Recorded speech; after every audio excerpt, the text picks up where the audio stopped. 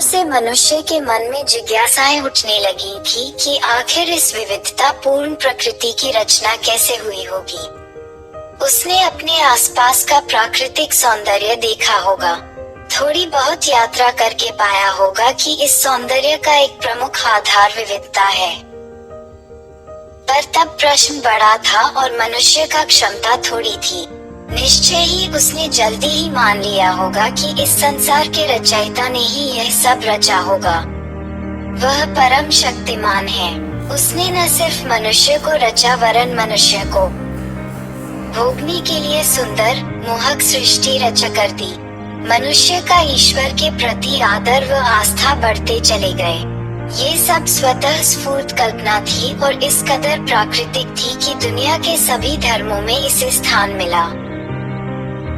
अनादि माने जाने वाले सनातन धर्म, जिसे हिंदू धर्म के नाम से भी जाना जाता है, में कल्पना है कि ब्रह्मा ने सृष्टि की रचना की और मनु और श्रद्धा की रचना की। आदि पुरुष व आदि स्त्री माने जाने वाले मनु और श्रद्धा को आज भी पूरे श्रद्धा व आदर भाव से पूजा जाता है, क्योंकि हम सब इन्हीं की संतान माने जाते हैं। उसी तरह अति प्राचीन यहूदी धर्म, लगभग 2000 वर्ष पुराने ईसाई धर्म और लगभग 1300 वर्ष पुराने इस्लाम धर्म में आदम और हव्वा को आदि पुरुष और आदि स्त्री माना जाता है। उनका नाम भी पूरे आदर से लिया जाता है, क्योंकि सभी उनकी ही संतान माने जाते हैं। पर कालक्रम की गणना में विभिन्न धर्मों में अंतर माना जाता है। सनातन धर्म की मान्यताओं के अनुसार सृष्टि की रचना होती है, विकास होता है और फिर संहार प्रलय होता है। इसमें युगों की गणना का प्रावधान है और हर युग लाखों वर्ष का होता है। जैसे वर्तमान कलयुग की आयु 4,32,000 वर्ष आंकी गई है। पर पश्चिमी धर्मों की मान्यताओं के अनुसार ईश्वर ने सृष्टि की रचना एक बार में और एक बार के लिए की है। उनके अनुसार मानव की रचना अधिक पुरानी नहीं है और लगभग 6000 वर्ष पूर्व मनुष्य की रचना उसी रूप में हुई है जिस रूप में मनुष्य आज है। इसी तरह सृष्टि के अन्य चर अचर प्राणी भी इसी रूप में रचे गए और वे पूर्ण हैं।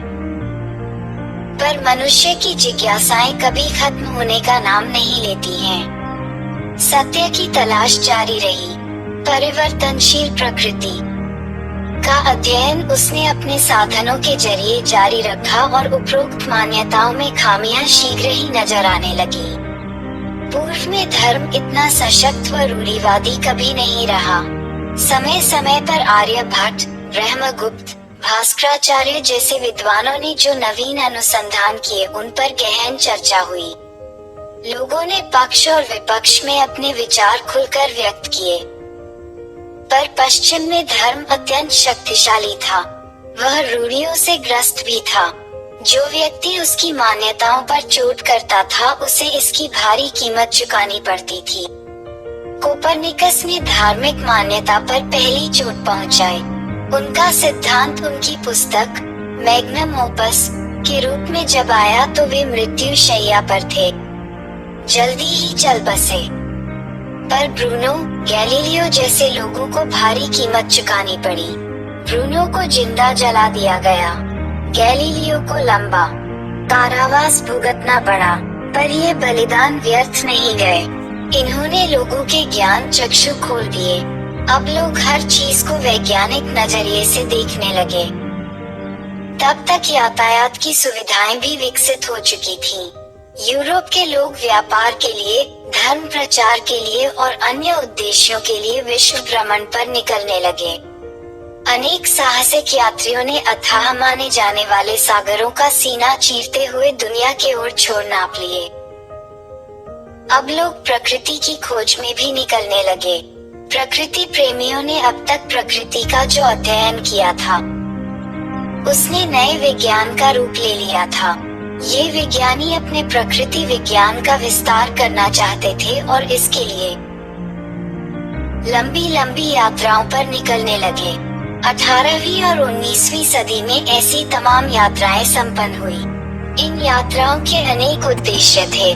उनमें से एक प्रमुख उद्देश्य ये था विभिन्न उपलब्ध चर अचर प्राणियों का वर्गीकरण। इस समय तक तमाम प्रजातियों के प्राणियों व वनस्पतियों का ज्ञान हो चुका था और बिना उचित वर्गीकरण के उनका अध्ययन कठिन हो रहा था।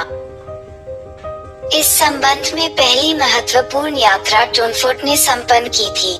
सन 1700 में प्रारंभ इस यात्रा में 2 वर्ष लगे। टोनफोर्ट फ्रांस के रहने वाले और वनस्पति शास्त्री थे।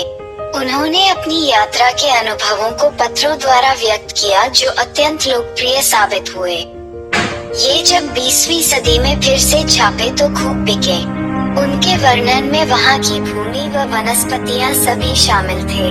उन्होंने वहाँ की राजनैतिक व धार्मिक स्थिति का भी वर्णन किया। उनकी यात्रा को राजनैतिक संरक्षण प्राप्त था और खर्च फ्रांसीसी प्रशासन द्वारा उठाया गया था। इस पर बाद में किए गए शोध के अनुसार इस यात्रा का उद्देश्य ऑटोमन साम्राज्य में उपलब्ध प्राकृतिक संसाधनों का पता लगाना था। उस समय फोटोग्राफी की सुविधा नहीं थी, इसलिए एक ड्राफ्टमैन उनके साथ भेजा गया था। इसके 3 वर्ष बाद स्वीडन गया तो उसके साथ सेना भी थी। भौगोलिक खोज के साथ उपनिवेश बनाने की ललक भी जुड़ गई, पर इससे प्रकृति विज्ञानियों का कार्य कठिन भी हो गया। विभिन्न यूरोपीय ताकतें आपस में एक दूसरे को नीचा दिखाने लगी। उनके इस व्यवहार के कारण स्थानीय लोग अक्सर भड़क उठते थे। सन 1788 में ला पेरूज का अभियान दल प्रशांत महासागर से गायब ही हो गया। कई जगहों पर प्रकृति विज्ञानियों और नौसैनिकों में तीखी झड़पें भी हुई, पर अभियान चलते रहे। कुछ बहुत सफल रहे और कुछ में प्रकृति विज्ञानी वापस वतन नहीं लौट पाए। फ्रांसीसी यात्री विक्टर जैकमार्ट अपनी 4 वर्ष की यात्रा में भारत में प्रकृति का अध्ययन करते रहे और सन 1832 में बम्बई में ही चल बसे। पर अब अभियान दल पर्याप्त संसाधन जुटाकर चलने लगे। उनके साथ धर्म प्रचार करने वाले पादरी भी होते थे। अभियान दल के सभी लोग टोनफोर्ट की तरह कुशल लेखक तो नहीं होते थे, पर उनकी यात्राओं के विभाग 10,000 अर्थात स्तनपायी वर्ड अर्थात चिड़िया की तुलना की गई तो पाया गया कि कुल वनस्पतियों का मात्र 1/80वां हिस्सा ही साझा था। जब चार्ल्स डार्विन ने बीगल जहाज में सन 1831 में यात्रा प्रारंभ की तो उन्हें अब तक किए गए कार्यों का बहुत कम ज्ञान था।